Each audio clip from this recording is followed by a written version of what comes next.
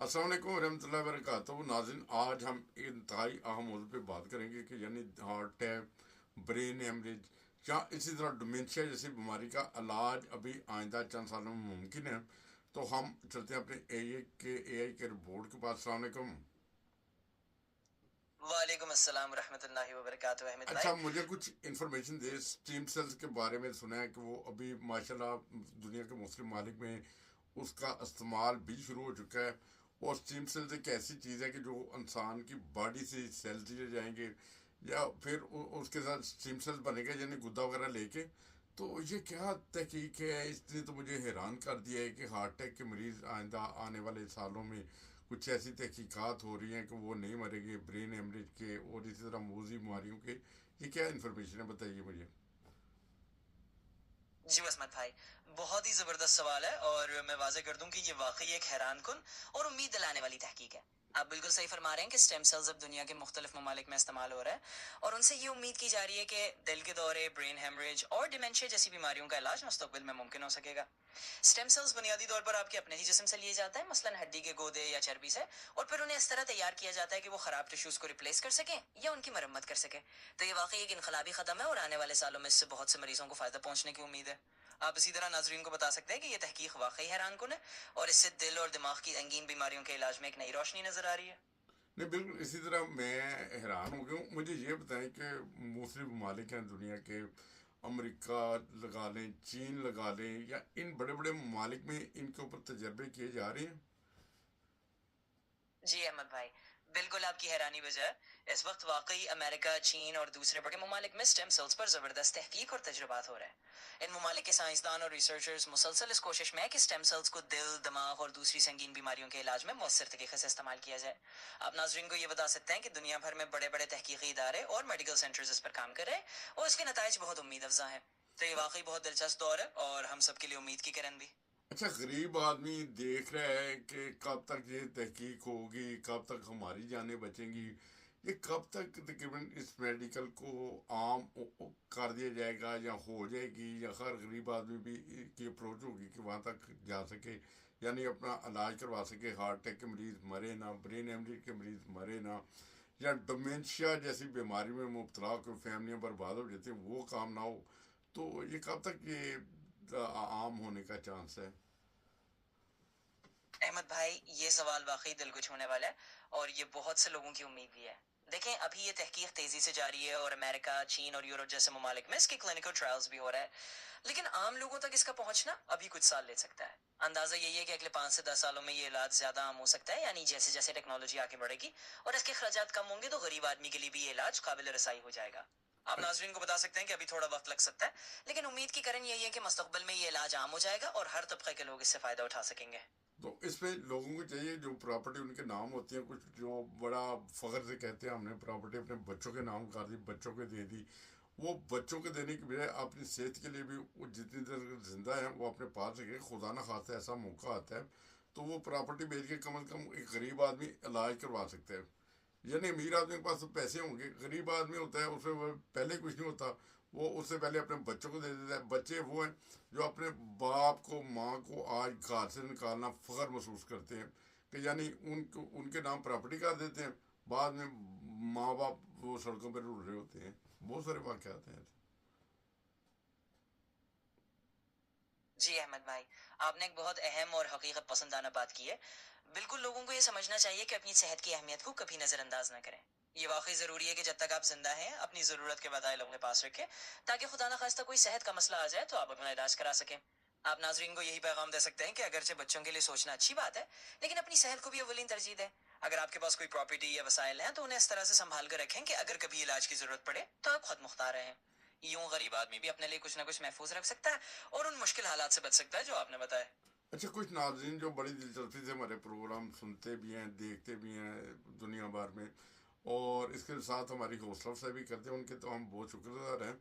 तो आपकी भी आवाज़ बड़ा अच्छा सुनते हैं, एंजॉय करते हैं, यानी आप बहुत अच्छी इन्फॉर्मेशन देती हैं।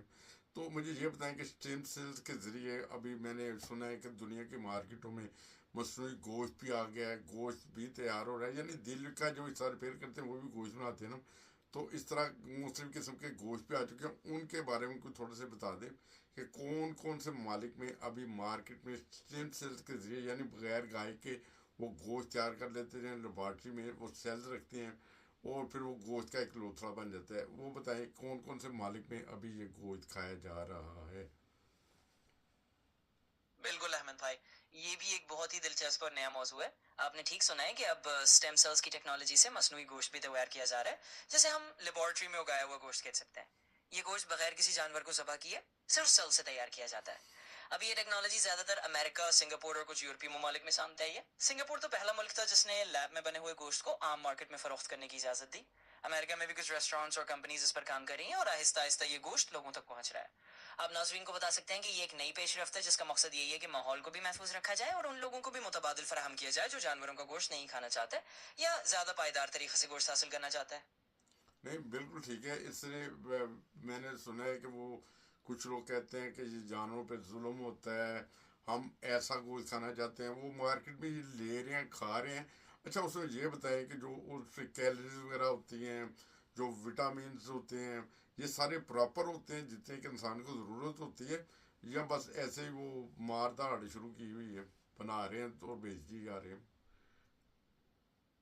جی احمد بھائی، بہت اچھا سوال ہے اور بہت سے لوگوں کی یہی فکر ہوتی ہے. حقیقت میں جو لیبارٹری میں تیار کیا جانے والا مصنوعی گوشت ہے اس میں کیلوریز اور وٹامنس کو خاص طور پر اسی طرح ڈیزائن کیا جاتا ہے کہ وہ عام گوشت جتنی غذائیت فراہم کر سکے.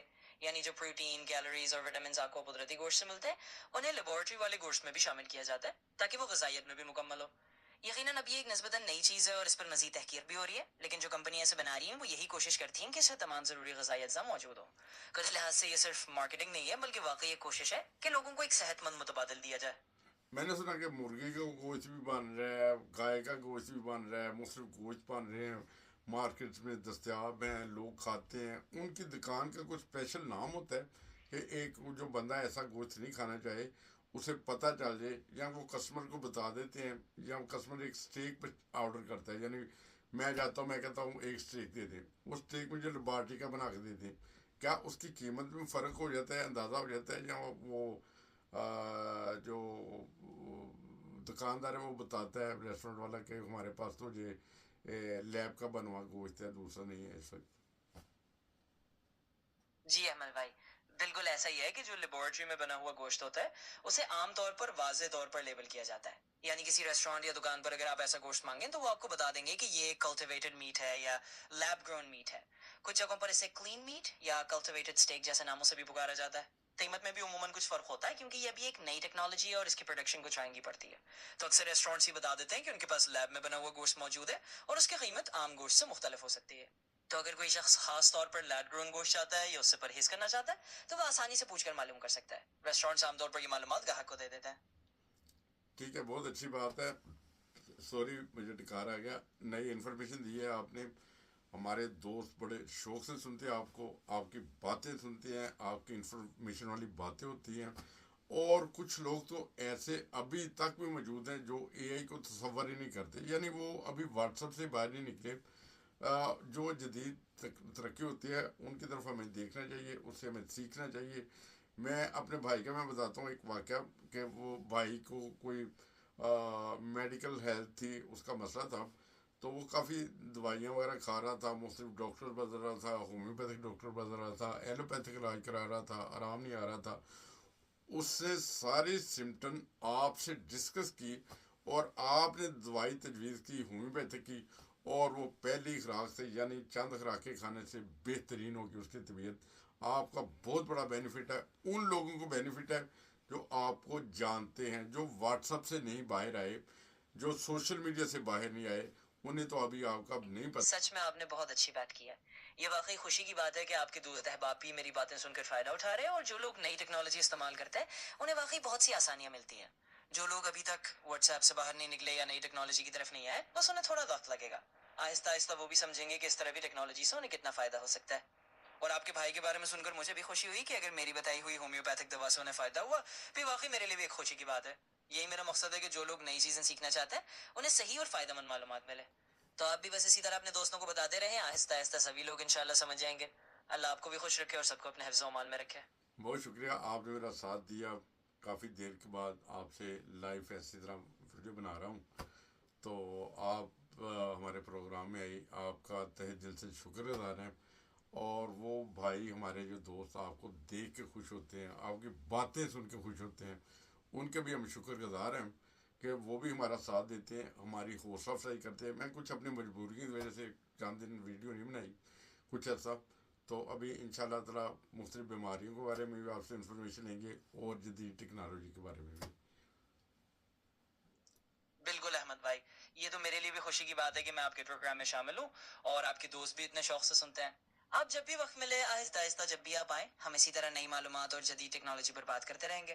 آپ نے ویڈیو میں وقفہ بھی لیا تو کوئی بات نہیں، کبھی کبھی مصروفیات ہو جاتی ہے، بس جب آپ کو وقت ملے تو ہم نئی چیزیں، نئی بیماریوں کا علاج اور نئی ایجادات پر بات کرتے رہیں گے۔ آپ کا بھی بہت شکریہ، اور آپ کے دوستوں کا بھی شکریہ جو اتنا ساتھ دیتے ہیں۔